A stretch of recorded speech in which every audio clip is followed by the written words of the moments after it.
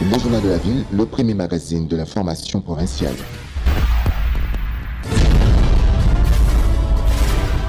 Tout de suite, le journal.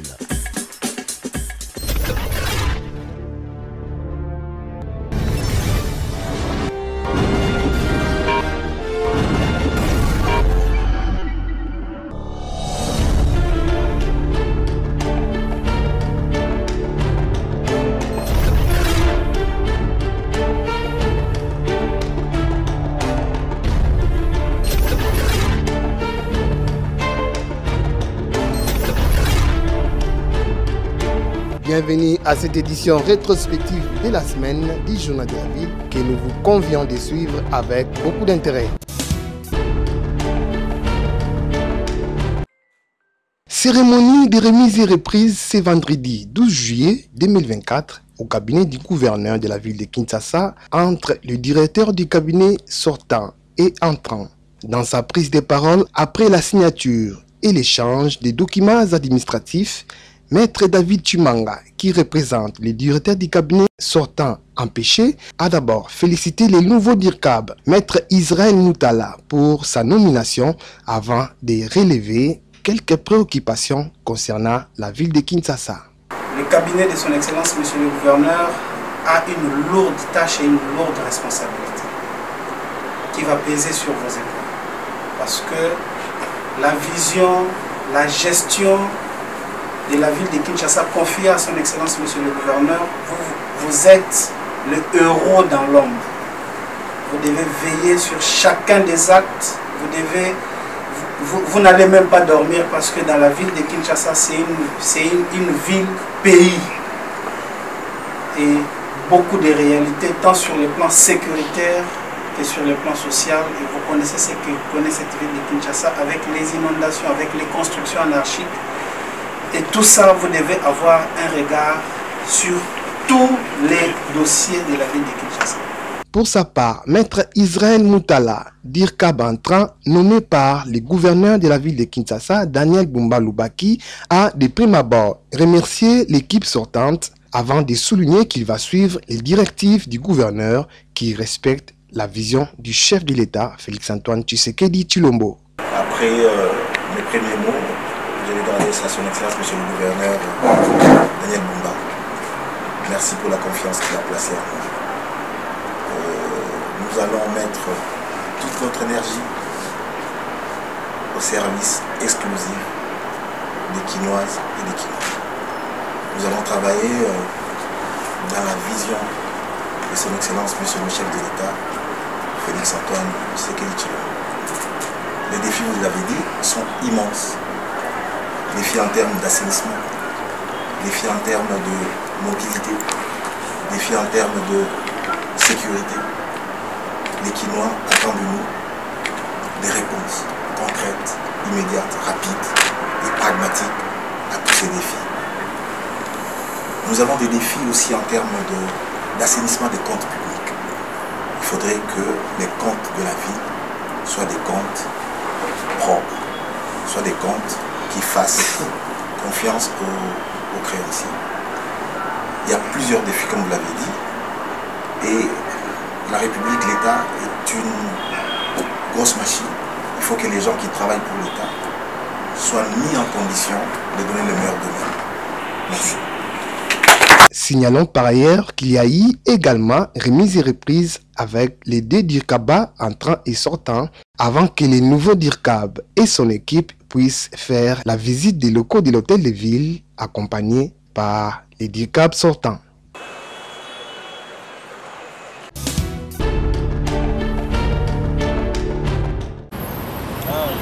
Les différents assassinats constatés au sein des conducteurs de taxis à travers la capitale congolaise, plus précisément dans la commune de la Gombe, a suscité la colère des chauffeurs regroupés au sein du Conseil des conducteurs unis pour les actions sociales CCUAS. Ces chauffeurs déplorent le meurtre commis à l'encontre de leurs collègues. De toute façon, nous avons travaillé, nous avons malamu, mais nous avons déploré la mort des chauffeurs. Nous avons travaillé dans l'insécurité.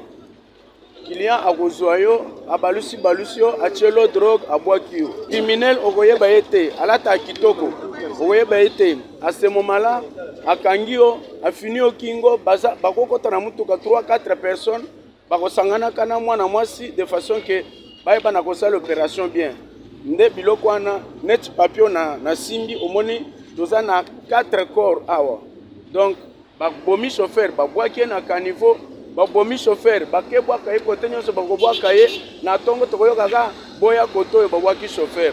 C'est pourquoi tozo déplorer makambo ya koboma ba chauffeur. Sécurité na ville ya Kisasa eza wapi vent oyo eyaka toyebi après moment bakokanga bato wana tokotala bango mpe na TV après 6 mois bakozonga omone mpepo etamboli boye na voir assuré bino ke bakanga bango tozosenga na jena kilimbalimba banda aye totikala kosala grève te toza bien naye ayaki na idéologie ya bien. La marche des revendications prévue pour ce samedi à Gombe a été repoussée pour le lundi en attendant les pourparlers avec les autorités de la ville en vue d'une solution définitive. Il y a beaucoup de chauffeurs qui sont mobilisés ici pour plairer les des nôtres. Ces actes ici, ce n'est pas les actes que nous déplorons aujourd'hui. On a introduit des lettres pour la sécurité routière, on a introduit des lettres pour la sécurité des chauffeurs. Mais maintenant, aujourd'hui, voilà où nous en sommes. C'est pourquoi moi, je garde la primeur à la réunion qu'on aura tenue aujourd'hui. Je sais qu'après la réunion, je reviendrai aussi ici pour expliciter de tout ce qu'on a eu à parler dans la réunion. Quant à moi, aujourd'hui, je demande à tous les chauffeurs de nous écouter, de nous suivre très bien à la loupe. Après la réunion, on va se déterminer. Nous demandons que la sécurité, parce que nous-mêmes, nous ne pouvons pas faire la sécurité pour nous. Il y a la police à proximité qui peut assurer la sécurité pour nous. C'est pourquoi toujours senga bangwete pas trouver solution à la sécurité à chauffeur. To boy makambouya kokufela ba chauffeur. Cependant, le CCUAS prévoit une grève générale en cas d'un autre assassinat. Dans ce général, on peut essayer une solution qui va continuer surtout à ville de Kinshasa, biso toki na grève. Lundi, mardi, to sala te. Parce que biso nem to simine nzela. Ça biso la nzela ba kotambola te. La vie humaine étant sacrée, ces conducteurs ne demandent qu'une seule chose, sa protection.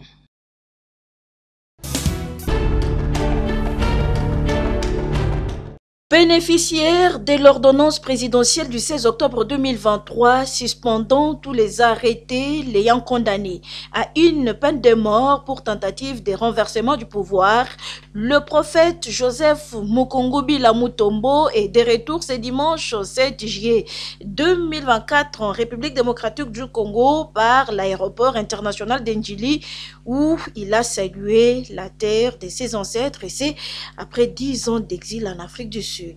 Joseph Mukungubila dit merci au chef de l'État Félix Antoine Tshisekedi Tshilombo pour l'avoir rendu justice. Le prophète Joseph Mukungubila pardonne tous ceux qui l'ont persécuté. Pendant tout ce temps, pendant toute ma vie, j'ai souffert, j'ai fait souffrir ma famille à cause de ça. Et j'entends au moins continuer sans ordre. L'ordonnance qui m'a rendu heureux, moi, et tous ceux qui aiment ce pays. Pour rappel, le 30 décembre 2013, le prophète Joseph Mukungubila Mutombo et ses fidèles s'étaient emparés de la radio-télévision nationale congolaise, aéroport d'Ndjili et camp Tchatché.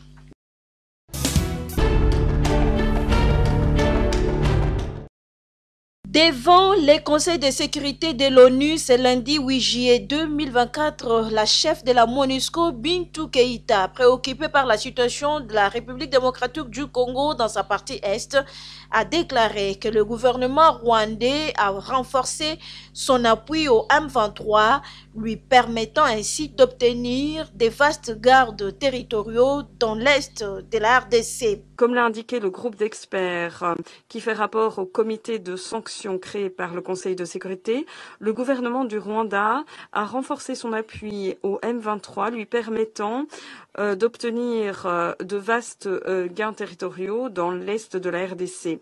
Cette crise qui évolue rapidement avec les M23 pourrait provoquer un conflit régional.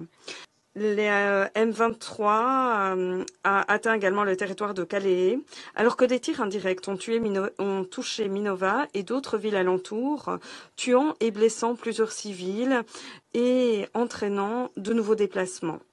Dans le sud de la province, des rumeurs d'infiltration du M23 sur les plateaux du Vira, de Fizi et de Mwenga sont venus exacerber les tensions dans les communautés locales, ce qui mérite l'attention urgente des autorités locales. Les conditions de sécurité dans l'est de la RDC ont continué de se dégrader, atteignant des niveaux alarmants de violence et de déplacement des civils. Je suis vivement préoccupée face à la progression rapide du mouvement du 23 mars M23 au nord Kivu et de son expansion également vers le sud Kivu. En dépit des nombreuses opérations menées par les FARDC, souvent appuyées par la MONUSCO et la SAMI-DRC. Ces 2 dernières semaines, le M23 a pris plusieurs localités stratégiques au nord Kivu, notamment la ville de Kanyabayonga, située à cheval sur les territoires du Lubero et du Rutshuru. Lors de la dernière offensive militaire en date, le M23 et ses partisans ont incendié plusieurs bases des FARDC, ce qui a entraîné de nouveaux déplacements de population et est venu accentuer une situation humanitaire et des droits humains déjà catastrophique. Et plusieurs pays présents à ces conseils de sécurité de l'ONU exigent à ce que le Rwanda et l'Ouganda soient sanctionnés pour leur soutien aux rebelles du M23 qui sèment terreur et désolation sur les territoires congolais.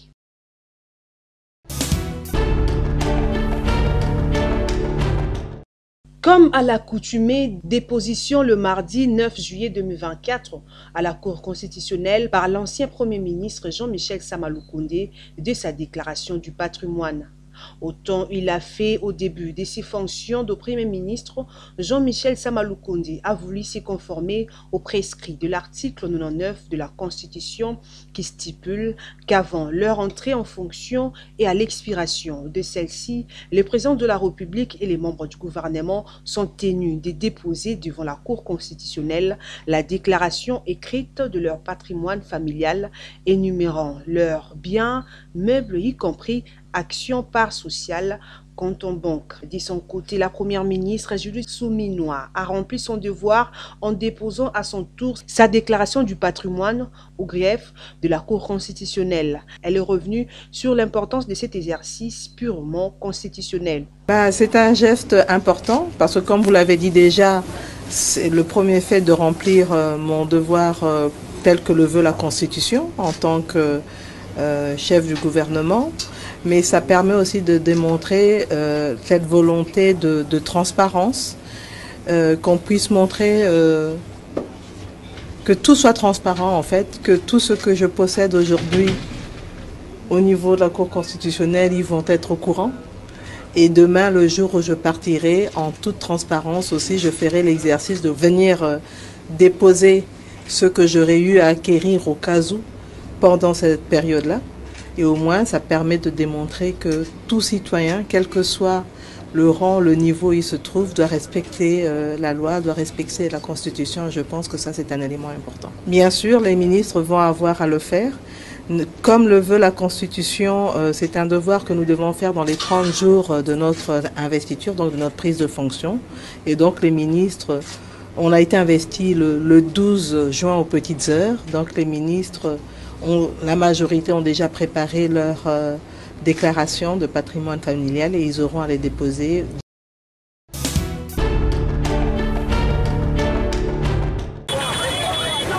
Le non-respect du code de la route à Tiango a poussé le colonel John Mboussa à descendre sur terrain afin de régulariser le secteur de transport dans ces coins de la ville.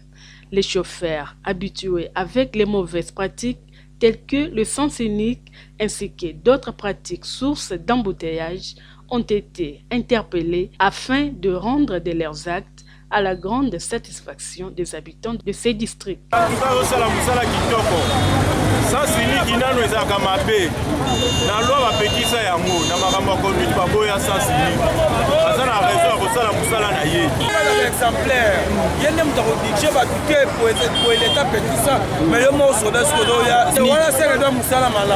Pour les colonels Mboussa, la loi doit être appliquée par tous. La plupart des motos moni na kangia déjà ba décolanga ibasoda. Bazo emprunter ça c'est qui na quelques civils. On a souhaité ça bango que malgré tout la tenu il y a l'état tout ça ba soda ba policier. Tous ali ko mi côté. Faut la na voie normale. Faut violer comme ça c'est qui tout ça ba soda. Ça ce n'est pas propre. Utunyoso o ya za soda ou to civil. Au commettre infraction ya violation ça c'est qui na bokanga. De son côté, la population a applaudi ces gestes et invite les autorités à régulariser aussi la fixation du prix des transports. En plus, on va s'y ici pour aller à la plaque transport. Parce que rien n'est besoin de 200, 500. Tant que l'État s'allie à l'État, appliqué. Le transport en commun à Kinshasa reste toujours un casse-tête. Les Kinois espèrent qu'avec le gouvernement souminois, tout va changer.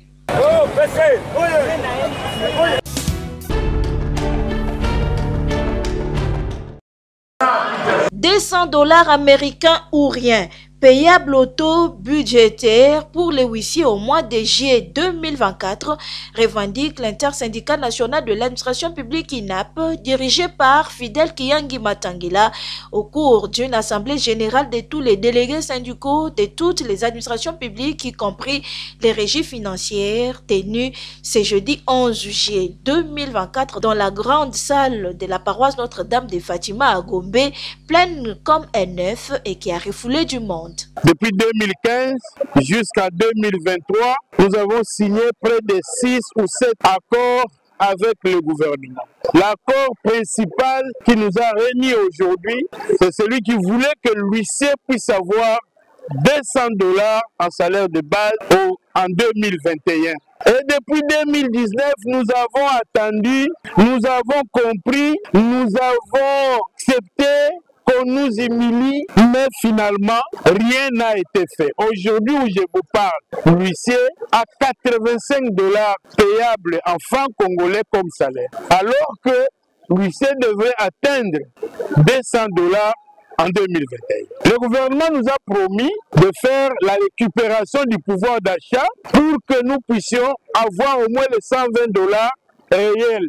Rien n'est fait. Alors, les délégués syndicaux de toutes les administrations, y compris les régies financières, demandent au gouvernement que le salaire du mois de juillet, l'huissier doit avoir 200 $ payables au taux budgétaire. Si ces mois de juillet, les huissiers ne touchent pas ces 200 $, les agents et fonctionnaires de l'État seront au palais de la nation, poursuit le président de l'INAP. Faute par le gouvernement de payer 200 $ à l'huissier à la fin du mois de juillet, une assemblée générale sera convoquée à l'esplanade du palais de la nation où résident, où travaillent les premiers fonctionnaires congolais pour que les agents et fonctionnaires présents à Kinshasa nous disent la marche à suivre. Salarial, comme le veut le chef de l'État, nous sommes d'accord. Mais qu'on nous donne d'abord les 200 $. Et quand nous irons faire les assises de la politique salariale, les 200 $ nous servira de point de départ. À savoir, jusqu'à présent, le huissier au sein de l'administration publique n'a que 85 $ comme salaire.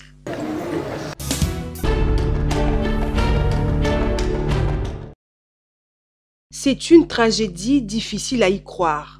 Un homme et une femme, tous mariés séparément, ont été retrouvés morts ce vendredi 12 juillet 2024 à l'hôtel MP Fils de Bandalungwa sur l'avenue 8 décembre.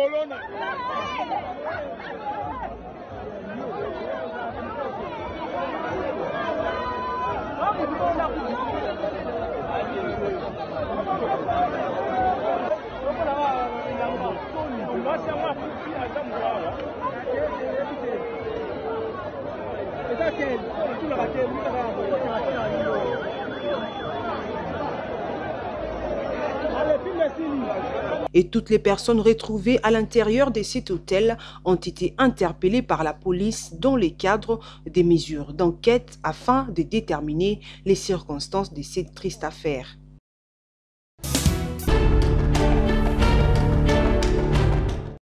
Détention de Jonas Kassimba Mumbere, président de l'Alliance des Congolais pour la défense des intérêts du peuple ACDIP, parti politique membre de l'Union sacrée de la nation et opérateur économique. La coordination nationale du panel des experts de la société civile, coordonnée par Dieudonné Mouchagaloussa, s'est dit préoccupée par cette détention qu'elle qualifie de violation des droits de l'homme et surtout qu'elle infortunée est sous régime alimentaire et médical nécessitant une prise en charge régulière et appropriée. La coordination nationale du panel des experts de la société civile constate avec regret la persistance des cas de détention extrajudiciaire par les services de renseignement qui du reste constituent non seulement des violations graves des droits de l'homme, mais aussi et surtout des pratiques contraires à la constitution de notre pays, la RDC. Tel est le cas de M. Jonas Kassimba Mumbere, président de l'Alliance des Congolais pour la défense des intérêts du peuple, ACDIP en sigle, parti politique membre de l'Union sacrée et opérateur économique en RDC. Enlevé dans sa résidence de ma campagne à Kinshasa depuis le samedi 11 mai 2024, est détenu jusqu'à présent dans les geôles de l'ANER sans aucun contact avec sa famille, ses avocats, moins encore ses proches, et c'est malgré les cris de détresse de son épouse sur son état de santé précaire.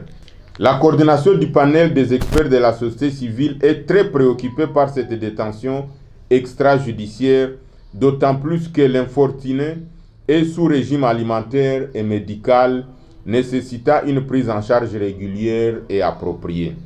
Gardien de valeurs citoyennes, le panel des experts de la société civile rappelle que la Constitution garantit la présomption d'innocence jusqu'à ce que la culpabilité soit établie par des juridictions compétentes. Il est donc indiqué que s'il y a des accusations apportées contre M. Jonas Kassimba Mumbere, la loi et les instruments juridiques internationaux exigent à ce qu'il soit mis à la disposition de la justice. Au cas contraire, une certaine opinion risquerait de croire qu'il s'agit d'une pratique consistant à rançonner les hommes d'affaires. Il va sans dire que ceci ternit l'image de la République et par ricochet l'état des droits prôné par le chef de l'État, son Excellence Félix Antoine Tshisekedi Tshilombo.